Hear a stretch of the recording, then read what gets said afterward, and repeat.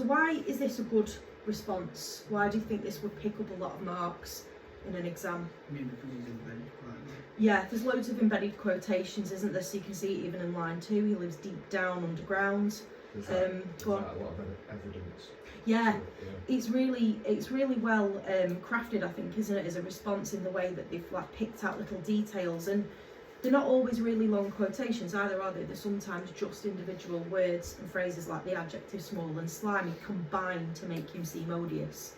Okay, so we've got good evidence well embedded into the answer. What else? I love vocabulary. Now that is, you're right, it has got good vocabulary. It's not necessarily something that would get you extra marks, because that's what you'd be marked for on your writing task, so when you do your story. However, having good vocabulary is enabling the student to be able to articulate their point really well.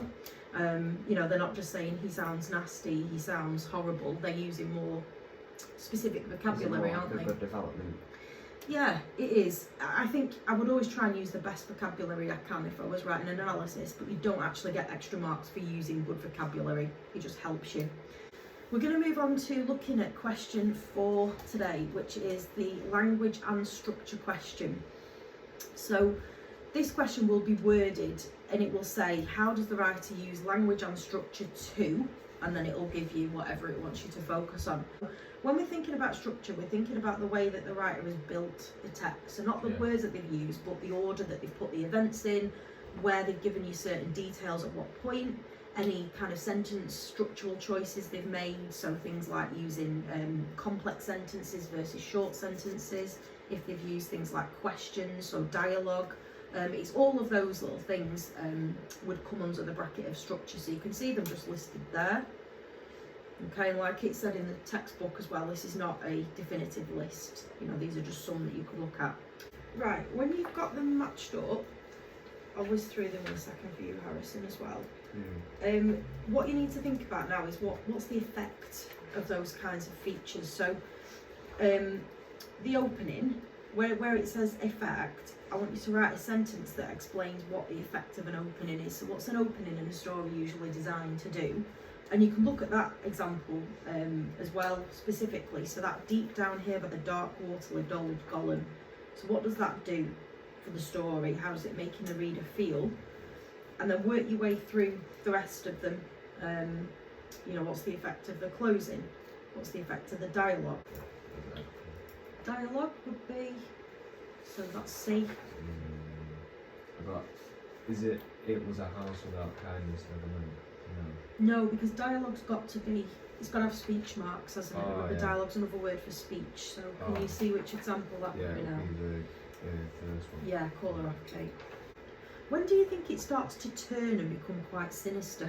Enormous ragged black wings. Yeah, so it's that when we get that description of this particular crow, it says it glided down into the cornfield on its enormous ragged black wings. So what's that? What impression is that giving us of this bird in particular? Bigger than me. Yeah, and therefore it sounds threatening or intimidating. Absolutely. Do we need to develop the point as well, or do we just need to make the point and move on? Make the point and move on. You don't want to say too much, as long as you're being clear about why it's creating the tension. So, like a first point, I'll put something like at the start of the extract. They are the list like that. So I'll put at the start of the extract, the writer presents the idea that the narrator is unfazed by the crow, as it tells us when he first saw the crow, he took no notice, and there had been several crows. Oh, right, yeah. Then I would go on to say, however, the writer then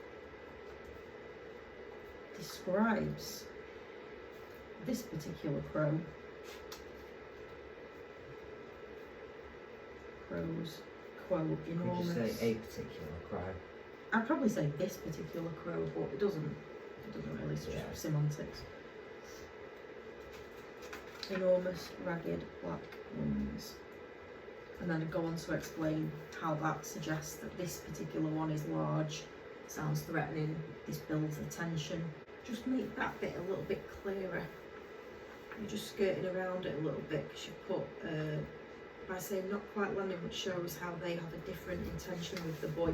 What you mean, I think, is that they are the crow is attacking the voice. Just say it explicitly. Everything else that you've done is picking up loads of credit. It's really good, really focused. I don't get how it begins. That's the only thing. Like, it begins with like, it kind of just comes out of nowhere. I say from the squad car pulled up. Yeah, in a short cut out. So Is it a short sentence? well, it's quite a factual sentence, isn't it? So the word then shows that it's kind of like an interruption, like it's happened sort of like in the middle of whatever they were doing. It's just kind of turned up. And what kind of mood's created by the fact that it says it's a cop car? He looked real hard at me, then at Manny.